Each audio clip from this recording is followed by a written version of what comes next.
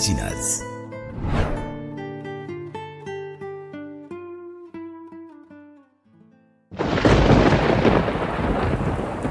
আমাদের সম্পর্কটা তাহলে কি শান্তদা? আমাদের সম্পর্ক মানে কি ভুলভাল বকছিস তুই? আমাদের কোনো সম্পর্ক নেই বলছো? দেখ, এটা ঠিক যে সেই সময়টা তুই আমাকে যেভাবে মানসিক সাপোর্ট করেছিস সেটা আমি কখনোই ভুলবো না, কিন্তু তার বিনিময়ে তুই যদি আমার থেকে এইভাবে প্রতিদান চাস সেটা আমার পক্ষে অসম্ভব। আমি কোনো প্রতিদান চাইনি শান্তদা। আমার প্রতি তোমার ব্যবহার দেখে আমারও মনে হয়েছিল যে আমার মতোই তোমার মনেও একই অনুভূতি আছে। অনুভূতি? তুই এখনো অনেক ছোট শ্রাবণ, আর তাছাড়া তোর প্রতি আর যাই হোক ভালোবাসা আমার আসবে না। তোকে আমি সেই চোখে কখনো দেখিনি। তাহলে আমাকে করা প্রত্যেকটা প্রতিশ্রুতি, আমার সাথে কাটানো প্রত্যেকটা মুহূর্ত, এগুলো সবই তোমার কাছে অতীত থেকে বেরিয়ে আসার একটা মাধ্যম মাত্র। দেখ, এমনটা নয় যে তুই না থাকলে আমি নিজেকে সামলাতে পারতাম না। সেই সময়টা আমার তোর সাথে কথা বলতে, তোর সাথে সমস্ত কিছু শেয়ার করতে ভালোই লাগতো। তার মানে তোকে ভালোবাসতে হবে? আমাকে কি ভালোবাসা যায় না শান্তদা? দেখ, আমার এসব বোকা বোকা প্রশ্নের উত্তর দেওয়ার ইচ্ছা নেই। আর তাছাড়া স্নেহা অনেকক্ষণ আমার জন্য অপেক্ষা করছে, এইবার আমাকে বেরোতে হবে। হ্যাঁ, আরেকটা কথা, তুই বরং আর যোগাযোগটা রাখিস না। আসলে স্নেহা এটা পছন্দ করছে না। আজ আসি রে, ভালো থাকিস। আর কিছু বলতে পারে না শ্রাবণ, গলা শুকিয়ে আসে তার। শ্রাবণের খুব ইচ্ছা করছে জোর করে শান্তদার হাতটা ধরে বলতে যে এভাবে ছেড়ে চলে যেতে নেই, এভাবে এভাবে মুখ ফিরিয়ে চলে যেতে নেই। ক্রমে কলির বাঁকে উধাও হতে থাকে শান্তদার অবয়ব।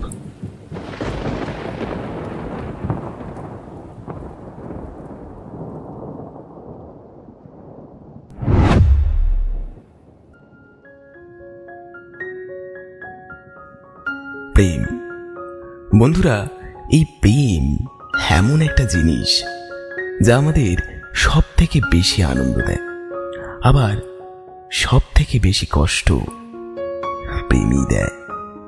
এখনকার সময়ে সত্যিকার প্রেমকে খুঁজে পাওয়া এবং খুঁজে পেলেও তাকে ধরে রাখা ভীষণ কঠিন। যাই হোক, আজ একটু বেশি জ্ঞান দিয়ে ফেললাম, কারণ আজ রয়েছে আপনাদের জন্য লেখিকা মোনালিসার লেখা একটি হার্ট রেন্ডারিং প্রেমের গল্প, প্রত্যাবর্তন। আজকের গল্পের বিশেষ চরিত্রে রয়েছে দীপম, মোনালিসা ও আমি, গল্পের সূত্রধার সায়ন।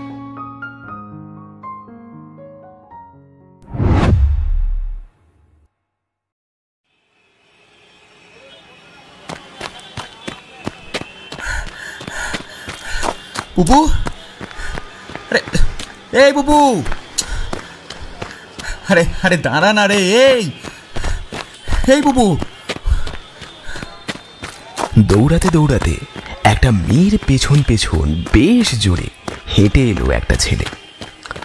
একটা গলির মুখের সামনে এসে থামলো মেয়েটা, আর ছেলেটা হাতটা ধরে নিল মেয়েটার। মেয়েটা অর্থাৎ শ্রাবণ ঝটকা মেরে হাতটা সরাতে চেষ্টা করলো, কিন্তু ততক্ষণে ছেলেটা বেশ শক্ত করে হাতটা ধরে নিয়েছে। এবার ছেলেটা ধীর গলায় বলে উঠল, তুই এরকম করছিস কেন বলতো? কেন করছি তুই জানিস না? না, জানি না। এত রিয়েক্ট করার কি মানেটা কি বুবু? ডাকবি না তুই আমায় ওই নামে। আরে কি হয়েছে সেটা তো বলবি। তুই জানিস না তো, এসব প্রেম ভালোবাসায় আমি কতটা ঘৃণা করি। সহ্য হয় না আমার, জাস্ট অসহ্য লাগে।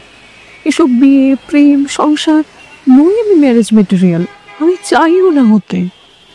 উফ, হতেই বা কে বললো তোকে? কিছু মানুষ তো উড়নচণ্ডীও সুন্দর হয়। আর তোকে আমার এরকম পাগলি স্বভাবের খামখেয়ালি অভিমান ভাবেই ভালো লাগে, কেমন? আমি তোর ভালো লাগার জন্য এরকম নই, আমি আমার জন্য এরকম, আমার প্রকৃতি এইরকম। দেখ মহার্ঘ, আমি কারোর জন্য নিজেকে বদলাবো না, কোনো দিন না। তো আমি কবে তোকে বদলাতে বলেছি বলতো? তুই বললেও তো আমি শুনতাম না, তাই না? আর দেখ, আমার বাবা মা তোকে হয়তো পছন্দ করে, তার মানে তো এটা নয় যে আমিও তোকে সেই চোখে দেখব। তুই ডিলিউশনে বাঁচতে চাইছিস মহার্ঘ, আমি কোনো দিনও তোর হব না, কখনো না। কি সমস্যা বলতো? আমি তো তোর সঙ্গে মানিয়ে নিতে চাই, আমরা তো ভালো বন্ধু বুবু। দেখ, সবার প্রথমে একটা কথা বলি, লাইফ পার্টনারকে ভালো বন্ধু হতে হয়, কিন্তু সব ভালো বন্ধু লাইফ পার্টনার হয় না। আর আমি তোর মধ্যে খুঁজে পাই না প্রেমিক পুরুষকে, খুঁজতে চাইও না। আমার এগুলো বিরক্তিকর লাগে, আমি একা থাকতে চাই, বিশ্বাস কর, বাঁচতে দে আমায়। ওরে পুপুরে, প্রেমটা একটা আর্ট, যেটা বারবার হয়। যারা বলে জীবনে এই একবারই প্রেম আসে, ওটা ডাহা মিথ্যে কথা। আমরা জীবনে একবার প্রেমে পড়ি না, বলা ভালো পড়তে পারি না। প্রেম হয় বারবার, কখনো লিভিং থিংসের সঙ্গে, আবার কখনো নন লিভিং থিংসের সঙ্গে। মানুষ একলা বাঁচতে পারে না পুপু, বন্ধু লাগে। হ্যাঁ, তো বন্ধু হয়ে থাক না, প্রেমিক না। আমি পারবো না, প্রেমের কথা অনেক দূরে। আমি একটাই মানুষকে ভালোবেসেছি রে, গোটা জীবনে একজনেরই মায়ায় আটকেছি। সেই চোখের মায়া আমার জন্য নয়, জেনেও আমি ওই চোখেই তাকিয়ে থেকেছি। তুই ওই 6 মাসের একটা সিচুয়েশনশিপের জন্য জীবনে আর কখনো এগোবি না। আরে ট্রাই টু আন্ডারস্ট্যান্ড, ওই মানুষটা কখনো তোকে ভালোবাসেনি পুপু। আমি বাসি আর কিছু, আমি আজীবন বাসবো। আর ওটা এই যুগে সিচুয়েশনশিপ হতে পারে, আমার কাছে ওটা একার প্রেম। জানিস মহার্ঘ, আমি শুরু থেকেই না জানতাম মানুষটা আমার হবে না কোনোদিনও, তবুও আমি ভালোবেসেছি। কাউকে বোঝাতে পারবো না রে, এই যে আমি ওকে ভালোবাসি, এতে প্রচন্ড কষ্ট। তবে এখানে পাওয়া না পাওয়ার হিসেবটাই নেই। আর আমি যে তোকে, তুই বরং চায়, আর আমার বন্ধু হয়ে থাকতে পারলে থাক। কিছু মানুষ জীবনে এগিয়ে গেলেও মনের দিক থেকে কখনো এগোতে পারে না, জানিস? আর আমিও তাদেরই একজন। শ্রাবণ মুখটা ঘুরিয়ে নেয় বড় রাস্তার দিকে। মহার্ঘ শ্রাবণের হাতের বাঁধন আলগা করে দিয়ে ধীর পায়ে এগিয়ে যায় সামনের রাস্তার দিকে। ধীর পায়ে এগোতে থাকে, এগোতে এগোতে একবার শেষবারের জন্য শ্রাবণকে দেখে নেয়। সে দেখে নেয় শ্রাবণের ক্রমশ ঝাপসা মুখটাকে। আজকের পর হয়তো ওদের আর যোগাযোগ হবে না, কারণ শ্রাবণ ওকে বন্ধু থাকতে বলেছে। আর এতটা সময় ভালোবেসে নতুন করে বন্ধু হওয়াটা আর বোধহয় সম্ভব না। মহার্ঘ এগিয়ে যায় ধীর পায়ে। মহার্ঘ চোখের আড়াল হতেই শ্রাবণ মুখ ঘুরিয়ে চোখের জলটা মুছে নেয়। সেও চায় তার জীবনে একটা কথা বলার বন্ধু হোক, কিন্তু সেই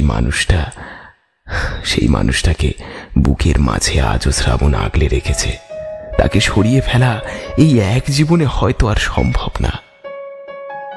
না সেই একটা মানুষের মায়া কাটিয়ে ওঠা। শ্রাবণ চেষ্টা করেনি তা না, কিন্তু যতবার এগিয়ে যেতে গেছে ততবার খেয়াল হয়েছে সে যেন ঠকাচ্ছে দুটো মানুষকে একসাথে। শ্রাবণের মনে পড়ে যায় কোথাও একটা সে পড়েছে, and I am fine. Finally I choose peace over the love, and now I am living my life the fullest. আমাদের জীবনটাও এরকম, মাঝে মাঝে ভালোবাসার আগে শান্তিকে বেছে নিতে হয়। অন্য কোথাও আর এগোনোর মতো মানসিক ক্ষমতাটাই বেঁচে থাকে না।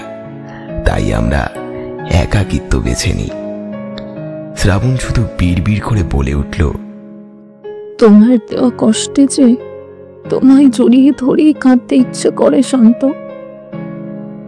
আমায় আমায় ভালোবাসলে না কেন? এরপর বিগত 4 বছর মহার্ঘ আর শ্রাবণের কোনো সরাসরি সাক্ষাৎ হয়নি। পরিচিত মহল মারফত মহার্ঘ খবর রেখেছে শ্রাবণের, তবে সেটা সম্পূর্ণ গোপনে। মহার্ঘ এত বছর পর একটা লম্বা ছুটি নিয়ে বাড়িতে ফিরছে, সাথে সামনেই দুর্গাপূজা। নিজের পাড়ার দুর্গাপুজোতে বিগত 4 বছর আসেনি মহার্ঘ। সদ্য বি ফার্ম করেছে, এবার উচ্চশিক্ষারও চেষ্টা করবে সে। তবে তার আগে একটু ছোট বিরতি বড্ড প্রয়োজন ছিল মহার্ঘের। ততদিনে শ্রাবণের এমসিএ চলছে। মহার্ঘ ও শ্রাবণের বাড়ির দূরত্ব 10 মিনিটের, বলতে গেলে এক পাড়ায়। ওদের পাড়ায় দুর্গাপূজাটা প্রতি বছরের ন্যায় এবারও খুব জাঁকজমকভাবে হবে।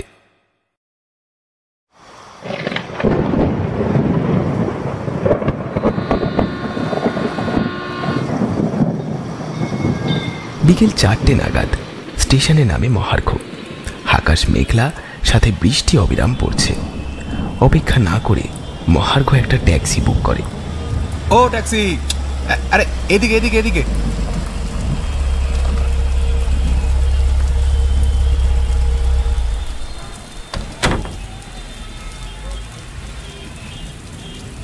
ট্যাক্সিতে ওঠার কিছু সময় পরে মহার্ঘ দেখতে পায় একটা মেয়ে ট্যাক্সিটাকে হাত দেখিয়ে দাঁড়াতে ইঙ্গিত করছে। মহার্ঘ ট্যাক্সিটাকে দাঁড়াতে বলে। কোনো কথা না বলে ঝটপট ট্যাক্সির পিছনের সিটে মহার্ঘের পাশে উঠে আসে মেয়েটি। মহার্ঘ এবার ভালোভাবে দেখে মেয়েটিকে। এক মুহূর্ত চিনতে দেরি হয় না মহার্ঘের। এই যে শ্রাবণ। মহার্ঘ বুঝতে পারে না কি বলবে সে। শ্রাবণ ততক্ষণে লক্ষ্য করেনি। নিজের ভিজে চুল, ভিজে জামা কাপড় নিয়ে সে ততক্ষণ ভীষণ ব্যতিব্যস্ত। ভিজে চুলটা কোনো মতে মুছতে মুছতে শ্রাবণ বসে থাকা পাশের ব্যক্তিটির উদ্দেশ্যে বলে, প্লিজ কিছু মনে করবেন না, আসলে আমি অনেকক্ষণ থেকে অপেক্ষা করছি, একটাও গাড়ি মহার্ঘ? ইয়েস ম্যাডাম, মহার্ঘ। অবাক হলি? না, আসলে ভেবেছিলি এই অপদার্থের মুখ দর্শন করবি না, তাই তো? হে বাবা, না। এবার দুজনেই হো হো করে হেসে উঠল। তা কি করছিস আজকাল? এই যা তুই চেয়েছিলি। মানে? আবার তুই সিরিয়াস হয়ে গেলি। এখনো একই আছিস না তুই, একটুও মজা বুঝিস না। এনিওয়েজ, তোকে জানিয়ে রাখি, আমি হলাম গিয়ে সদ্য গ্র্যাজুয়েট। তা হায়ার স্টাডি নিয়ে কিছু ভাবছিস? ভেবেছি অনেক। এখন এই পুজোটা কাটুক, তারপর বাকিটা শুরু করব। ইতিমধ্যে মহার্ঘের দিকে এক মায়াময় দৃষ্টিতে তাকিয়ে আছে শ্রাবণ, যেন কত যুগ পরে দেখছে তাকে। এসব এতক্ষণ লক্ষ্য করেনি মহার্ঘ। হঠাৎ মহার্ঘের চোখে চোখ পড়তেই শ্রাবণ চোখ সরিয়ে নিল। বাইরে হওয়া বৃষ্টির দিকে তাকিয়ে শ্রাবণ আনমনে বলল, তুই অনেক বদলে গেছিস তুতুল। কিছু বললি?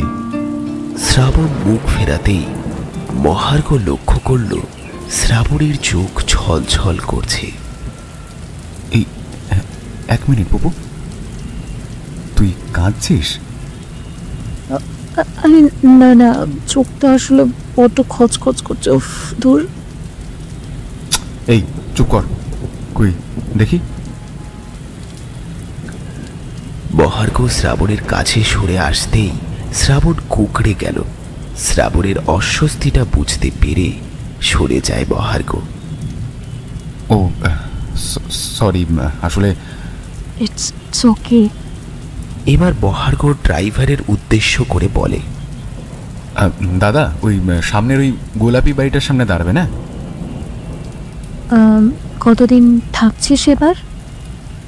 এই পুজোটা কাটাবো এখানে। তোর নতুন নাম্বারটা? ও হ্যাঁ। তারপর মহার্ঘ নতুন নাম্বারটা শ্রাবণকে বলে।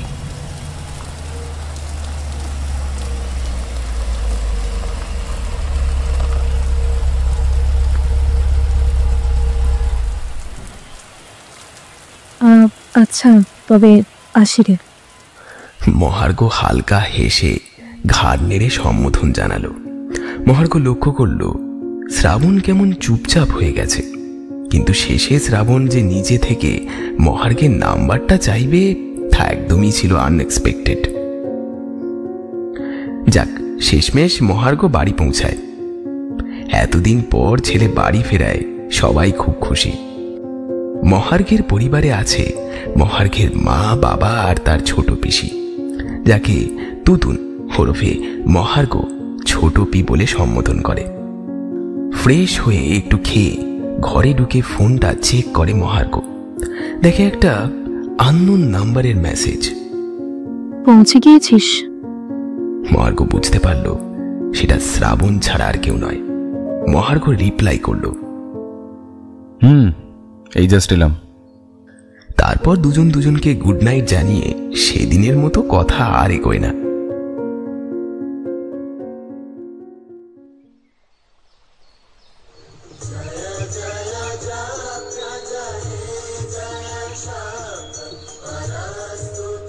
পরের দিন ভোরে ছিল মহালয়া।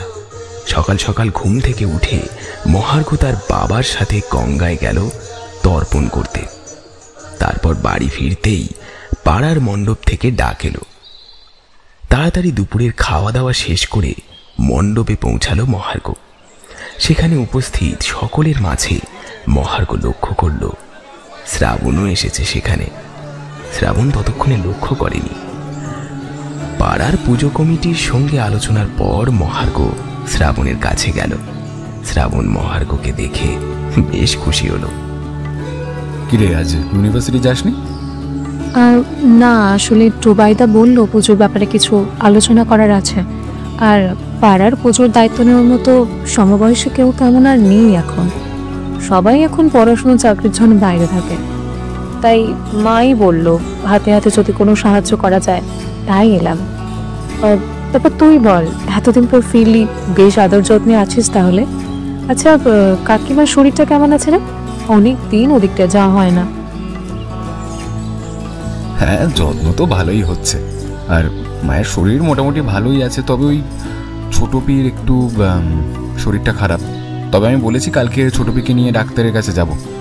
আসলে কি বলতো, ওই আমি থাকি না তো, তাই নিজেদের খুব একটা কেউ খেয়াল রাখেনি তিনজনে। আর তোর ওদিকের খবর বল, কাকু কাকিমা ভালো আছেন? ভাবছি একদিন যাই, কাকু কাকিমার সঙ্গে দেখা করে আসি। হ্যাঁ অবশ্যই, যেদিন ইচ্ছে তুই চলে আয়। আমার বাড়িতে আসতে আবার তোকে এত বলে করে আসতে হবে নাকি? আসলে কি বলতো, মায়ের শরীরটা ভালো নেই রে, তাই সেই নিয়ে চিন্তায় থাকি সর্বক্ষণ। বেশ তো, তবে কাকিমাকে বলিস আমি কাল সকালেই আসছি। এরপর দুই এক কথার পরে শ্রাবণ এবং মহার্ঘ দুজন দুজনের বাড়ি চলে যায়। পরদিন সকালে শ্রাবণ বাজার করে বাড়ি ফেরার পথে দেখা হয় মহার্ঘের সঙ্গে। এক পথ দিয়েই শ্রাবণের বাড়ি আসছিল মহার্ঘ। এই কিরে, তুই এত ভারী ভারী ব্যাগ নিয়ে একা হেঁটে যাচ্ছিস? ও তুই? আরে সকালে বাজারটা করতে গিয়েছিলাম। তা বেশ, তুই কি আমাদের বাড়ির দিকে যাচ্ছিস তো? হ্যাঁ, সে তো যাচ্ছি, তবে তোকে আর হাঁটতে হবে না, তুই উঠে বস গাড়িতে, ওঠ।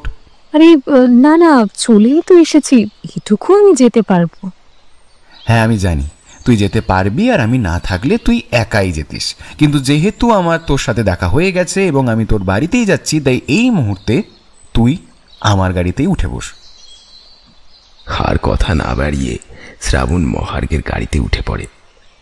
এই সময়টা শ্রাবণের মনে পড়তে থাকে স্কুল জীবনের দিনগুলোর কথা, যখন হয়তো মহার্ঘের কাছে এমন গাড়ি ছিল না, তবে সেই সময় ছিল ওদের নিষ্পাপ বন্ধুত্ব।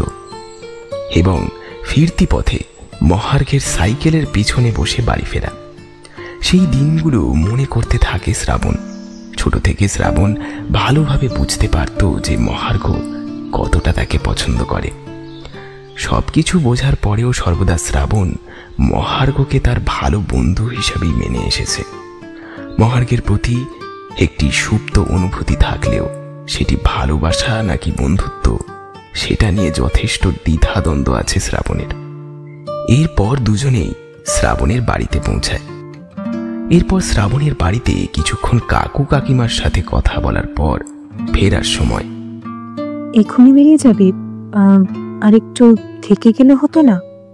না রে, আবার পরে আসবো। আসলে এতদিন পর বাড়িতে ফিরলাম তো, বেশ কিছু কাজ আছে। আচ্ছা বেশ, বিকেলে মণ্ডপে আসবি?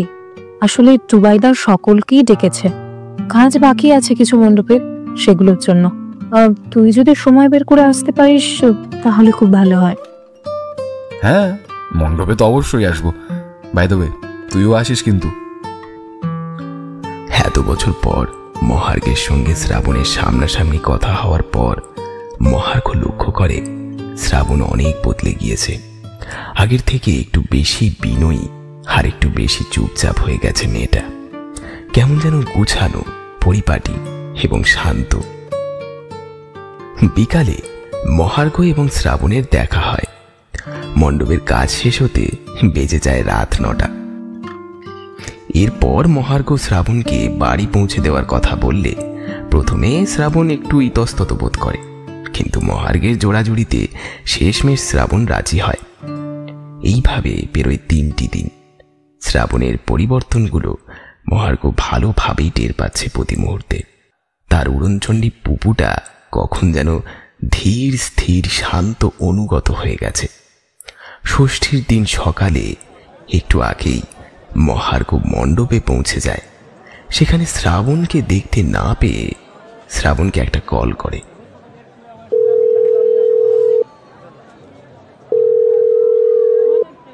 শুভ ষষ্ঠী ম্যাডাম, আজ মণ্ডপে আসিস তো?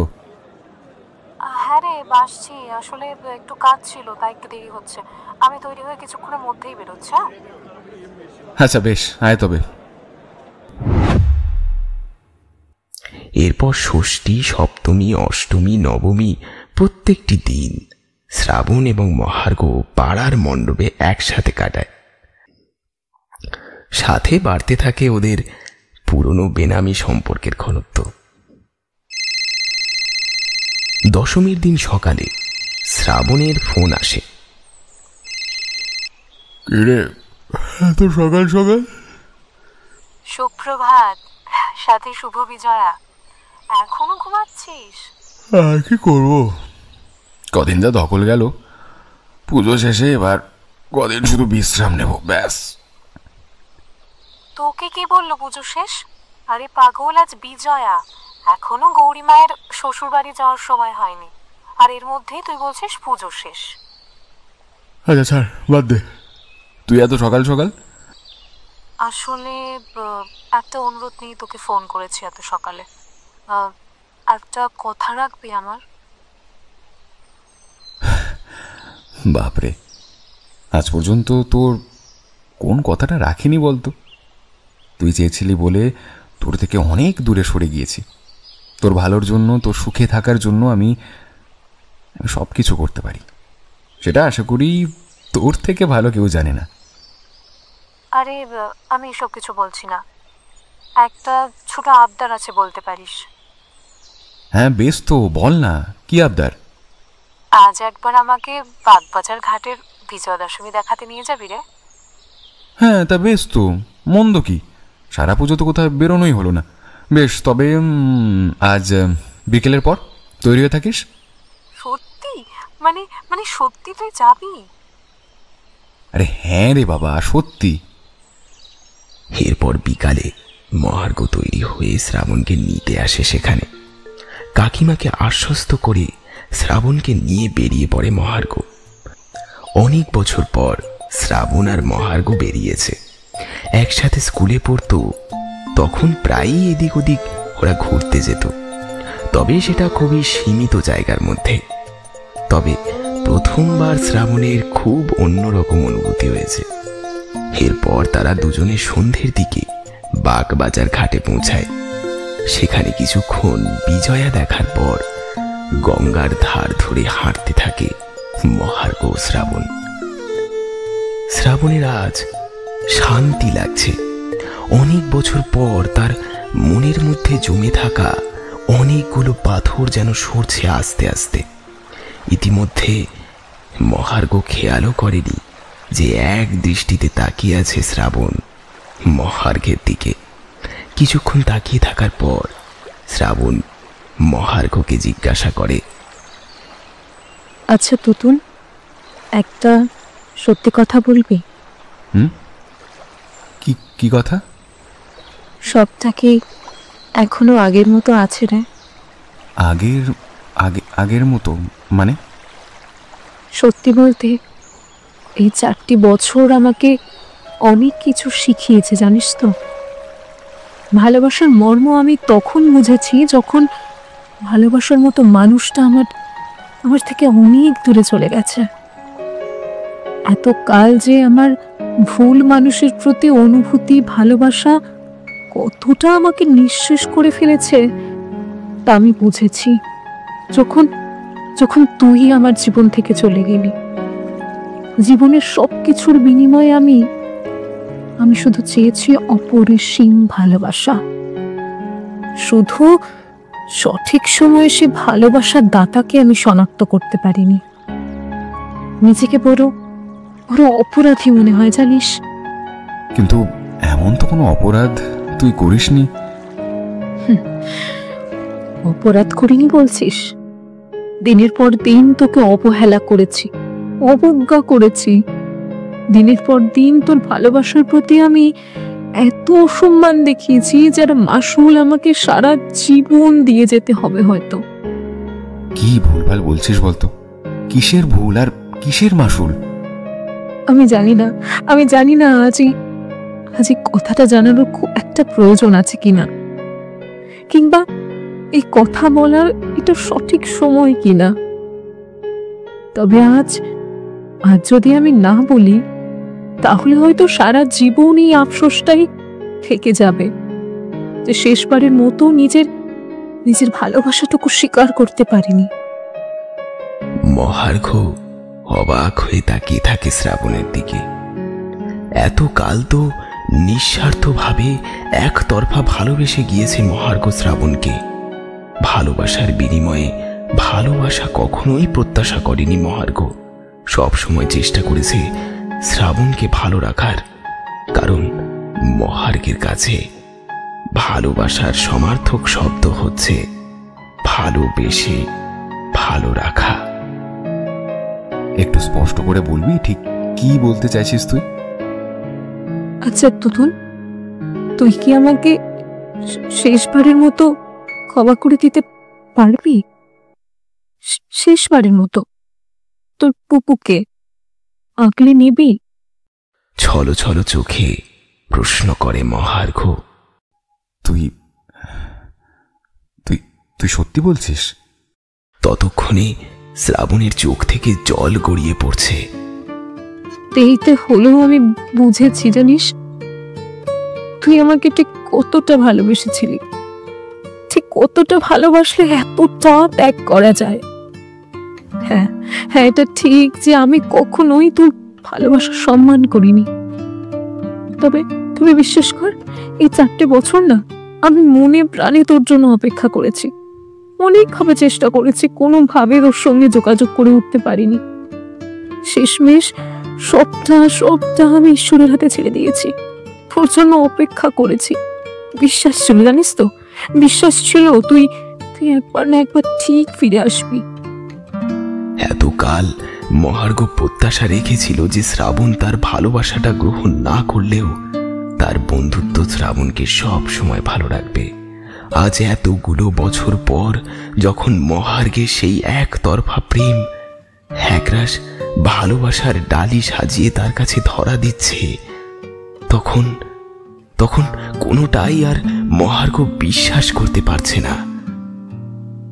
ঝরঝর করে কাঁদতে থাকে শ্রাবণ। মহার্ঘ শ্রাবণের চোখের জলটা মুছিয়ে দেয়। আয় দেখি, চোখটা কাজলটা উঠে গেল না তো? আসলে জানিস তো, এতকাল আমি কিছু প্রত্যাশা করিনি। তোকে ভালোবেসেছি, কিন্তু তার বদলে তোকে ভালো রাখতে চেয়েছি, ব্যাস এটুকুই আমার লক্ষ্য ছিল। আর আজকের এই দিনটা আমার কাছে না স্বপ্নের মতো, যেদিন আমার ভালোবাসার মানুষটা আমার কাছে ধরা দিচ্ছে। এতকাল শুনেছি জানিস যে সত্যিকারের ভালোবাসাগুলো সবসময় জিতে যায়, আর আজ তার প্রমাণ পেলাম। এরপর দুজনে দুজনার হাতটা শক্ত করে ধরে। গঙ্গার ঘাটে শঙ্খধ্বনি উজ্জীবিত হতে থাকে।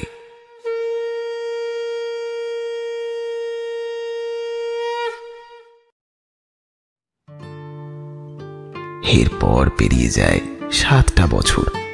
এখন শ্রাবণ এবং মহার্ঘ দুজনেই সফলভাবে প্রতিষ্ঠিত। এতগুলো বছর পরেও দুজনে দুজনার প্রতি ভালোবাসা, বিশ্বাস এতটুকুও কমেনি। দুই পরিবারের সম্মতিতে সামনেই ওদের দুই হাত সামাজিকভাবে এক হতে চলেছে, তারই তোড়জোড় চলছে। শোনো না, বলছি সবকিছুর মধ্যে কিন্তু তুমি ভুলে যাচ্ছ, মামনির ওষুধটা এখন আনা হয়নি। আর তুমি কাল অফিস থেকে ফেরার পথে নিয়ে আসবে মনে করে। ও হ্যাঁ হ্যাঁ হ্যাঁ, রাইট রাইট রাইট, ঠিক আছে, আমি আনবো। আর বাই দ্য ওয়ে, তুই একটা জিনিস লক্ষ্য করেছিস? কি জিনিস? এই যে আমার ছোট্ট উড়নচণ্ডী পুপুটা কতটা সংসারী হয়ে উঠেছে। হ্যাঁ, আর সাথে তুমি হয়েছো ভুলো মনের একটা মানুষ। একটা কোনো কাজ যদি তোমার মনে থাকে। তো কি হয়েছে, তুই তো আছিস আমার সবটা মনে করিয়ে দেওয়ার জন্য। আসলে তুই ছাড়া আমি বড্ড অচল। হয়েছে হয়েছে, যাও এখন বাড়িতে যাও, মামনি বাপি ছুটপি চিন্তা করবে তো। এরপর বিয়েটাও সম্পূর্ণ হয়ে যায় শ্রাবণ ও মহার্ঘের। এখন শ্রাবণ মহার্ঘের ছোট্ট সংসার। প্রকৃত ভালোবাসা যে কখনোই হারিয়ে যায় না, তার প্রকৃত নিদর্শন হলো শ্রাবণ ও মহার্ঘ। জীবনে ওঠা পড়া, সংগ্রাম, সংঘর্ষ সব কিছুই চলতে থাকে, সব কিছুর মধ্যেই। জীবনে প্রকৃত ভালোবাসার মানুষই পারে কঠিন বাস্তব জীবনের প্রত্যেকটা মুহূর্তকে সহজ করে তুলতে। ভালোবাসা সর্বদা বিনিময়ে ভালোবাসাই প্রত্যাশা করে। পরস্পরের প্রতি সম্মান, আস্থা, সহানুভূতিশীলতা একসাথে থেকে যেতে সাহায্য করে।